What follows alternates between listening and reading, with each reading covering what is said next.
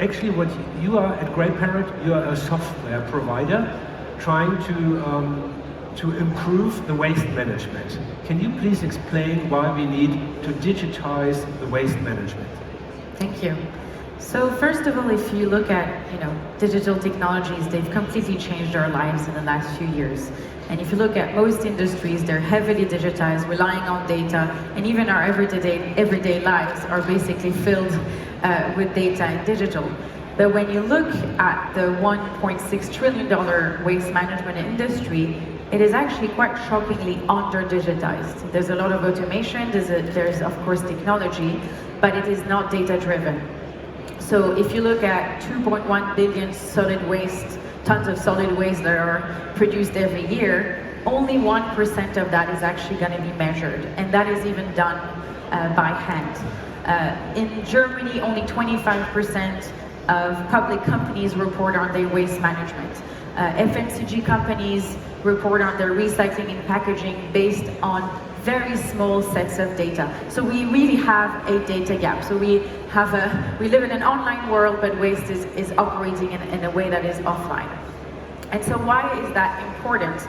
That's important because that creates the information to create policies, to create change and much more efficiency. So specifically at Greyparrot, we look at the sorting phase of the waste, and we put cameras on top of moving conveyor belts to understand what type of materials are flowing in the system. And if you think that every single piece of waste now needs to start being valued like a very important resource, it is actually shocking to not know what intrinsic value is flowing through our economy. So one is about capturing that information.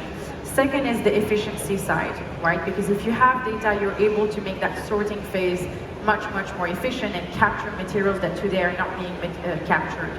And finally, we're creating the whole loop to the start of the process, because the waste management industry is at the end of the day at the tail end of a system that is based on a certain type of packaging design, certain type of production.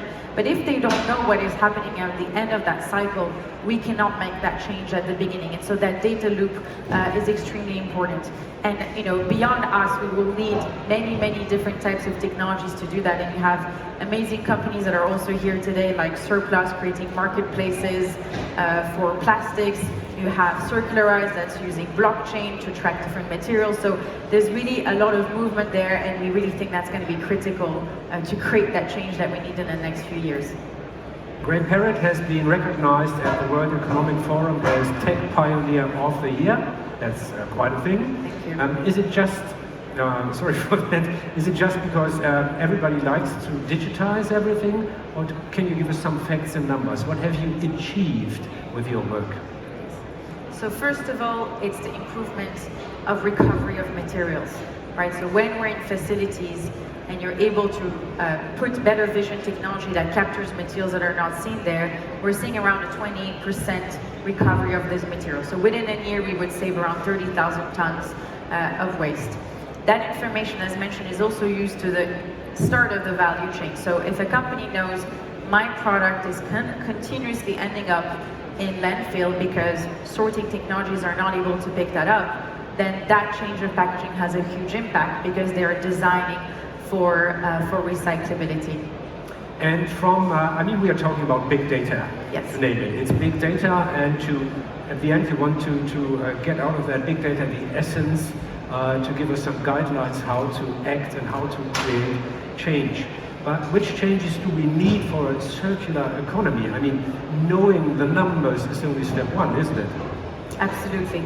So knowing the numbers is step one, but knowing the numbers means that you can also inform policies in the right way. So if we take the example, for example, of extended producer responsibility, right? That's something that has been around, especially in Germany as well, but this is based just on the tonnage of materials that some of these companies are producing.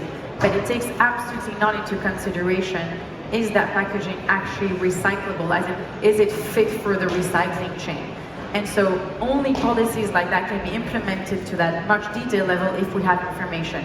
So as an example, thanks to technologies like ours and others, policymakers are now moving towards creating policies that are much more detailed, saying, well, actually, we are going to measure the recyclability levels of your packaging, and that's what you're going to be reporting on, for example. So in the end, it's less about waste management, but more to give information to the producers to produce in a different way to make the entire economy more efficient. I think it's both.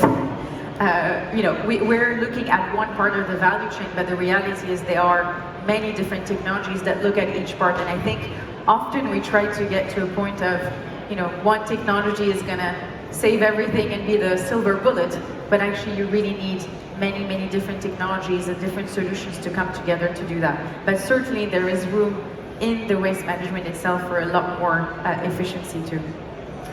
Johannes Kirchhoff, from the Kirchhoff Group, may I quote your sentence, raw materials are not consumed